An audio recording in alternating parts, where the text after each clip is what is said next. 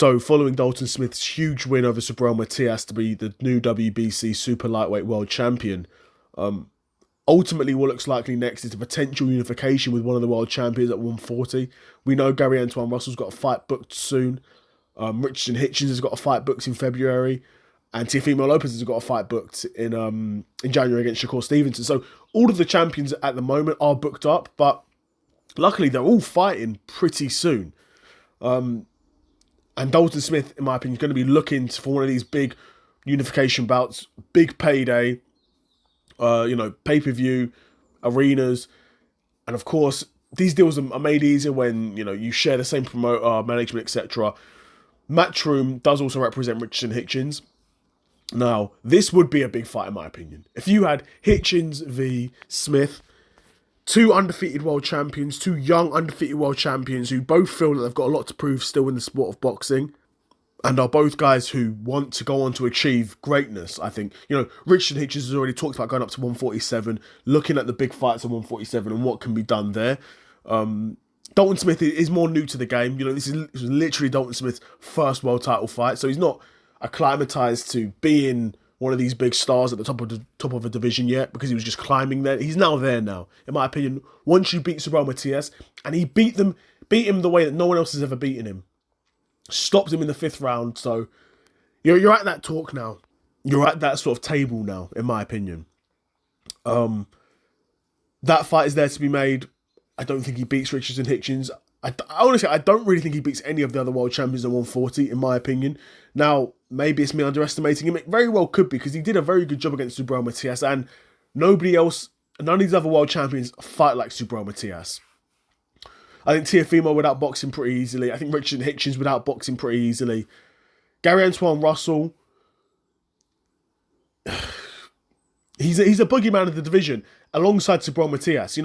Russell and Matias was boogeyman v boogeyman, in my opinion, or would be boogeyman v boogeyman at 140. Gary Antoine Russell, that's a really interesting fight, because again, he's a pressure fighter. He does fight somewhat similar to Subriel Matias, where they're mostly on the front foot, but Gary Antoine Russell is a better boxer than Subriel Matias, and it's hard to say if he's more powerful. He probably is a bit more powerful, punch for punch. Subriel Matias is a really good combination puncher, and so is Gary Antoine Russell, but like I said, punch for punch, even though Subriel Matias literally killed a guy, Gary Antoine Russell might be the more powerful puncher, which is crazy to even say. But yeah, I mean, those would be big fights, big paydays. I mean, Gary Antoine Russell's, not a huge name because he's ducked so much.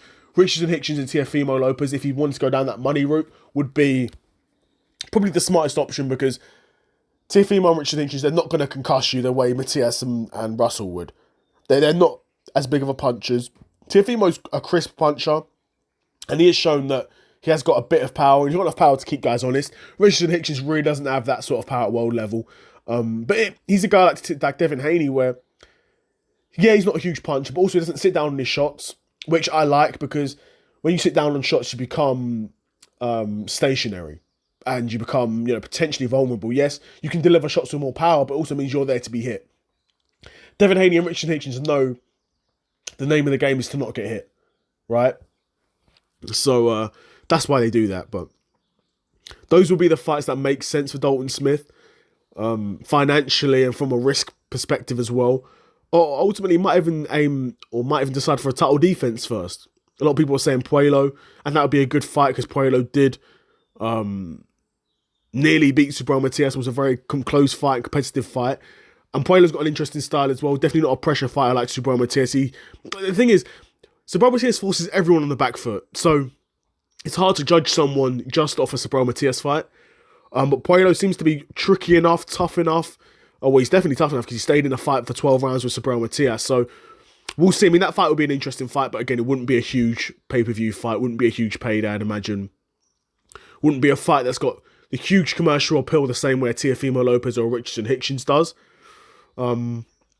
Ultimately, I really do want to see that Richardson Hitchens fight now, because Dalton Smith, again, he's a guy who, yes, he was on my radar, but I wasn't picking him to beat Subriel Matias, if I'm being honest.